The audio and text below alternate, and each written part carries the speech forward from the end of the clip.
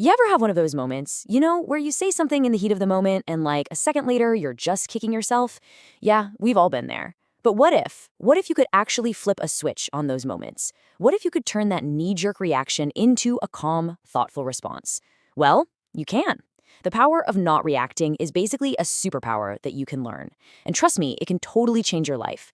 We're talking more happiness, more respect from others, and way, way better decisions. So, how do we get this superpower? Let's dive in. And that really brings us to the big question here, the choice we face in pretty much every tough situation. Are you going to react or are you going to respond? Now, they might sound like the same thing, but believe me, where they take you in life, worlds apart.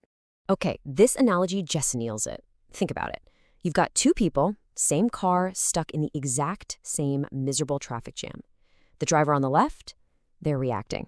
Honking, fuming, letting their blood pressure skyrocket over something they have zero control over. Now look at the driver on the right. They're responding.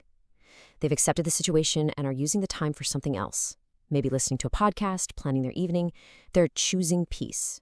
One is pure impulse, the other is pure intent. So why is it so easy to snap? Why is reacting often our go-to, our default setting? Well, it's not some kind of character flaw.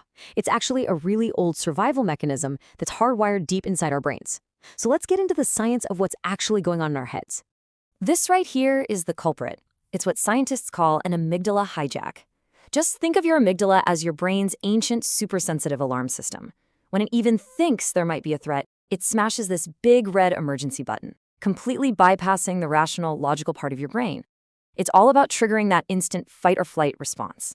Great for escaping a tiger, not so great for handling a snarky email from a coworker. So, let's call your emotional brain the first responder. It is incredibly fast, jumping into action in just milliseconds. Its one and only job is to keep you safe.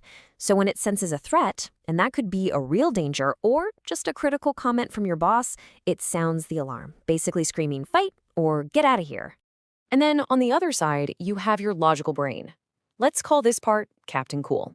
This is the part that likes to take a breath, assess the situation, and think about the consequences. But here's the problem. The first responder is built for speed.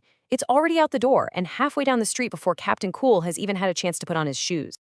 So what sets off this whole hijack in the first place? Well, we all have our own personal triggers, right? For some people, it's certain words. For others, it's that feeling of being disrespected or ignored. It could even be a memory from way back when. The absolute first step to getting control is just figuring out what your personal alarm bells are. Okay, so how do we slow things down? How do we give Captain Cool a fighting chance to actually take control? The answer is this simple but really powerful framework called the PEACE method. Think of this as your practical, step-by-step toolkit for getting through those high-stress moments. So PEACE is an acronym. It stands for pause before you do anything, evaluate what just triggered you, avoid raising your voice, choose your words carefully, and finally, explore the bigger perspective. Let's break down each one. Everything, and I mean everything, starts with the pause. There's this story about the superstar Shah Rukh Khan where a reporter kept calling him by the wrong name. He didn't snap, he just took this simple, quiet pause before gently correcting her. That pause is the whole game. It's like a circuit breaker. It stops that emotional surge in its tracks and gives Captain Cool those few precious seconds he needs to get back in the driver's seat. Next up, E is for evaluate triggers. The legendary cricketer MS Dhoni, a true Captain Cool himself, knew that his personal trigger was focusing too much on the final score. So, by identifying that, he could consciously shift his focus back to the process, the only thing he could actually control. When you know your triggers, you can disarm them before they go off. Then we have A for avoid raising your tone. The second you start to yell, you know what happens? The other person's ears just shut down. Seriously, they stop hearing what you're saying and they only hear your aggression.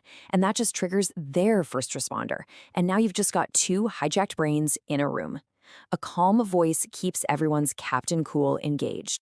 Next, C is for choose your words. And this one is so important. When you use a you statement like, "You never listen," it just sounds like an attack, right? And it immediately puts the other person on the defensive. But if you flip it to an I statement like, "I feel unheard when we talk," well, that's not an accusation, it's an invitation. You're just sharing your experience, and that opens the door for a real conversation instead of a fight. And finally, E is for explore perspective. So imagine someone cuts you off in traffic. Before you lay on the horn, just ask yourself this one simple question.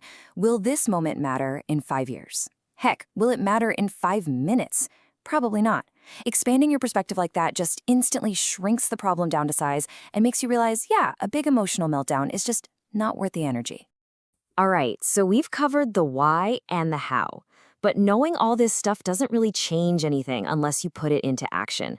So it's time to take this peace method for a spin with a super simple 7-day challenge. Look, it all comes down to 3 really easy things to do every day for just 1 week. First, just practice the pause. Anytime you feel that emotional wave coming, just stop for a second. That's it. Second, in that little pause, just get curious. Ask yourself, whoa, what just caused that? And third, at the end of the day, take 5 minutes, just 5, and write down what you noticed.